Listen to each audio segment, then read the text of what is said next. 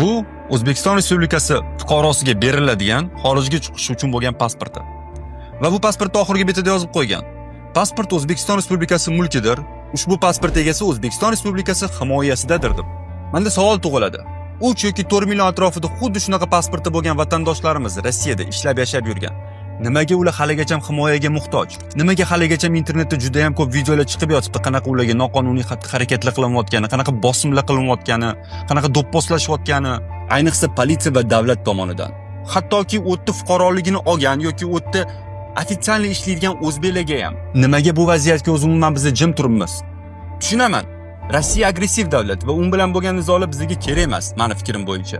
Shuning uchun ham balkim amaldorlarimiz bu vaziyatga ko'p aralashmaslikka harakat qilishar. To'g'ri-da, Ukrainani kuni boshimizga tushishini amaldorlarimiz ham xohlashmaydi.